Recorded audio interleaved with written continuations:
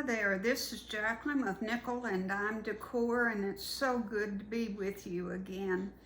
I do apologize for not having videos very often. Life has just been rough. So I have two guests on this video, and they are going to demonstrate how they baste a quilt together, how you do your sandwich. And I thought it was just, it's her quilt. It's her and her daughter. Dee Burks is her name, and her daughter is Jennifer. Dee and Jennifer. And it's a Sunbonnet Sue, or she'll describe it to you, but there's two quilt tops, and I'm going to hand quilt them for her. And I thought it was just so interesting the way they do it, so we made a video. And I really hope you enjoy it, and I hope the sound, they were on the floor, and I hope the sound is good on it for you. Turn it up as loud as you can. And it's an unorthodox method, but it works so beautifully. And maybe you'll want to adapt it and to use it. So join me, please, in learning how to hand baste your quilt tops together. Thank you. All right, guys, we are in my living room, and these two precious ladies are showing me how they are putting together this beautiful Sunbonnet Sue quilt. And we're just using needle and thread, and I'm so glad because I don't like pinning it. It makes the biggest holes, and you get stabbed, so they're going to show me and how to do this. And this is Jennifer. I'll just say hi, Jennifer. Hi. And this is Dee. Hi. And I'm going to let Dee explain what she's doing because they've been doing this for years. So I'm going to turn it over to her. Go for it, Dee. These Victorian Lady blocks were actually made in the 1950s and 60s.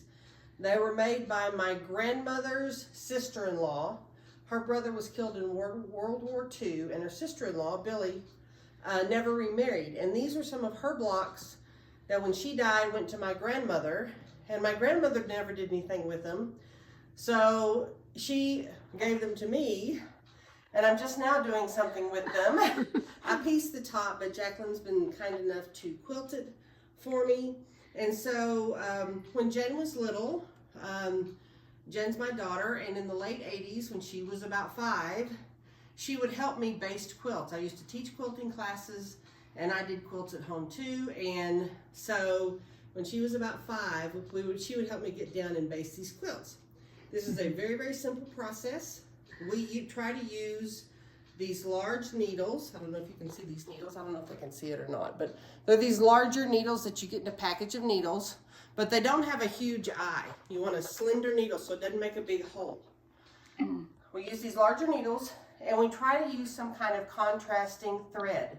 Whatever the main color of your quilt is, look opposite of that on the color wheel, and that will be the color of thread you want to use to baste. In this case, we use purple as kind of the predominant color, so we're using bright yellow thread. So we can see it when Jacklyn goes to pull it out at the end of this, she can see this.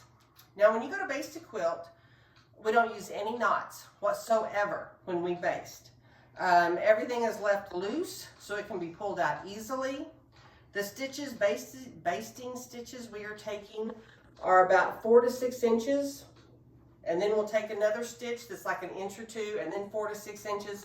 So it seems like it's stitched very loosely, but it actually holds together very, very well. It probably holds together better than if you had pinned it because of the way we do it.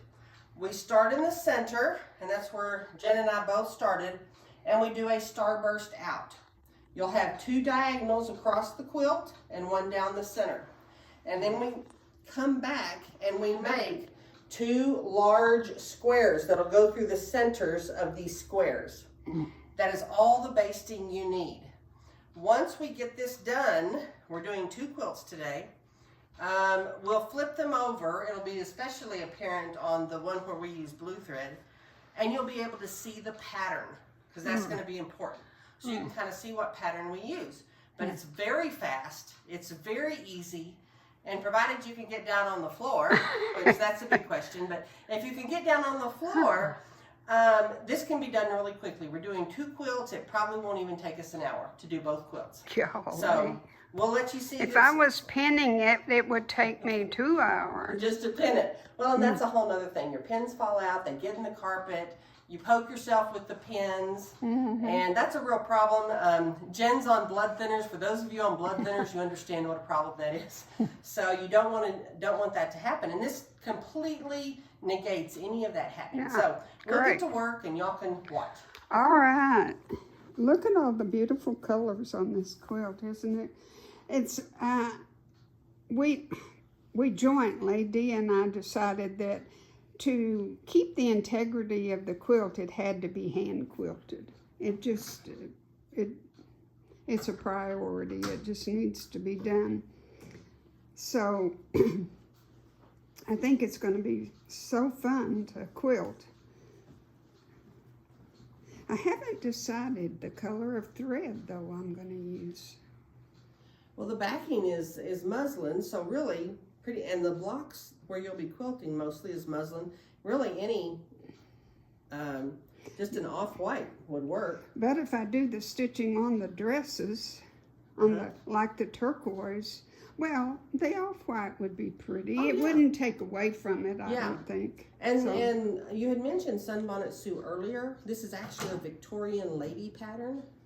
Victorian Lady pattern. And it's different in the Sunbonnet Sue looks like a little girl. And this one looks like a lady with her flared dress. So this is actually a little different pattern. But the woman who made it, she used the little blanket stitch all the way around. It's really meticulous, very small stitches. So it looks great. I mean, I just love the look of this quilt. Now, when we do this starburst, we start in the middle. You got to be sure not to sew your carpet into this. We start in the middle. I lift it up a little bit so I don't catch the carpet. And we'll make just a stitch or 2 right here in the middle to hold it, so I don't pull it completely out, which I almost did there. You're kind of making an X, you said? Yeah, just like a little X right in the middle there, just really lightly. Okay. And then I'll start moving to this corner. And you'll see how quickly this happens. Okay. And it's just, you just move 4 to 6 inches across the quilt.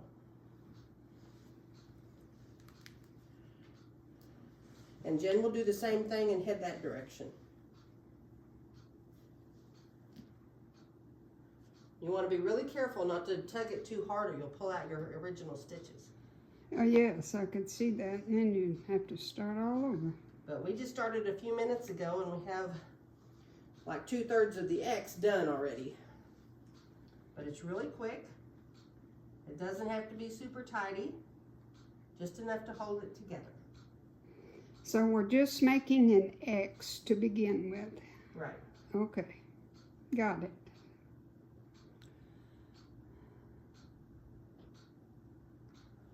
Do you tie it off at the corners or no? Leave it there? No, we just keep going this way. Oh, okay. We just turn the corner and head that direction. Okay.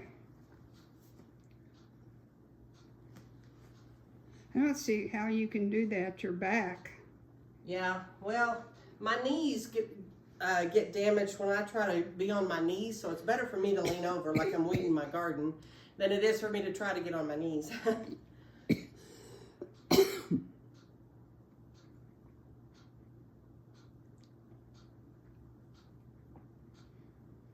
I can see how rapidly that goes. Yeah, it's just really quick. Excuse me. And it doesn't have to be perfect. If you run out of thread, that's okay. On one edge or it comes out like that, just leave it and get some more and keep going. This picture that you're fixing to see of this little girl on the floor was 35 years ago doing the same thing she is today, and that's Jennifer. Jennifer is a little girl, and Jennifer now, 35 years apart, and she's still helping Mama baste that quilt. I think that's so precious. So I wanted to be sure and put that in there.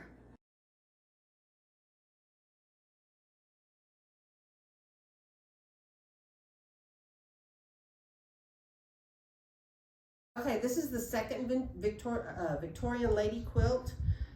They both have the same blocks in them. There were 2 sets of blocks. And this is going to show you how we start from the center and we make the starburst out. This quilt is slightly smaller. The other one had an extra 4-inch border, which we're not going to put on this one. So this quilt will be slightly smaller. But we're going to start, we're using blue thread on this one because it contrasts with the pink. And we're going to show you how we start in the middle. Okay. We make an X, we come right to the middle of the quilt, which is right here. And we make our X, and we start every part of the starburst right here at this X. So all of our lines will lead out. And then we cross that, like that. Oops. We don't knot it, we don't do any of that. And then I start going this way. So really it goes over itself 3 times. And then I start going to the corner, just like this. Every 4 to 6 inches or so. Sometimes more, sometimes less. It's not exact. And you can see everything starts at that square. Now Jen will come and do hers, and she'll start at that square as well and go to the other corner. And then when you get to the corner, like I'm about to, you just turn and go down the edge of the quilt. Okay. So like I'm right here in the corner, which is just a couple of inches from the edge of the quilt, and I'll turn and go down the edge of the quilt with the rest of my thread, whatever's left in your needle. And again, it's every 4 to 6 inches, and that's what holds this edge tight when you're quilting it. Okay. I think this is easier to see than the last one. You can see the stitches at least a little better. Yeah. I'm pulling my X out. Oh no.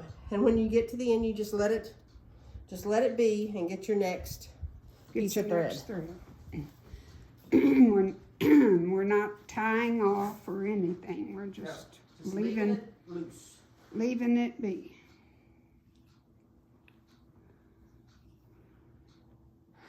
And And it was amazing getting through with that other one, how we didn't use that much thread.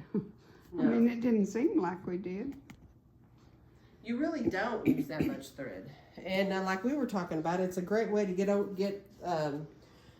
rid of your thread. Get rid of leftover bobbin thread or anything like that you don't want to waste, because it's a great use for it.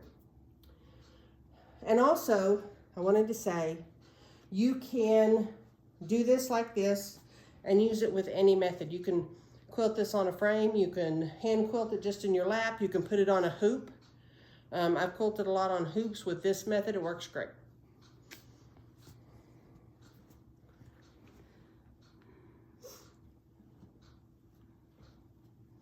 What size would you say these blocks are? These are, they were 14 by 24 inches. Okay. Before I trimmed them facing. up. I trimmed them up just a little bit because, you know, they were frayed on the edges a little bit because, you know, it's been, well, gosh, 70 years since they were made. Well, they're in such good shape. They've been well cared for, and, you know, that's one of the things my grandmother always told me, to always keep quilts and quilt tops and even blocks like this inside a pillowcase. Not a plastic tub, not a plastic zip-up thing. You want that fabric to breathe, otherwise it'll get dry rot. So these were always kept in a pillowcase or a drawer where they could breathe, and they've done beautifully. Well, yes, there's not a blemish on them. All right, I'm gonna let you girls continue and we'll come back when they've almost finished.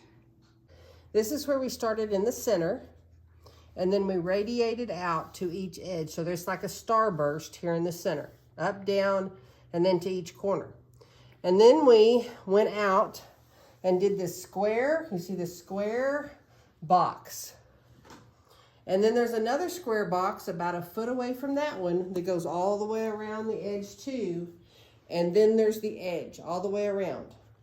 So there's actually 3 boxes. 3 boxes. That go around the quilt. And then there's a starburst pattern of those 3 lines that go all the way through the quilt. 2 diagonal and 1, well actually there's 4 lines. 2 diagonal, 1 up and down, and 1 side to side. Okay. Hope that makes sense to everybody. Yeah. But that's, you know, with the darker thread, I think you can see Yeah, it. I think so too. And here again, if you draw them a little diagram, that'll be real obvious. All righty. Thanks for watching, y'all. We learned a lot today. And thanks to Dee and Jennifer for showing us how to do that.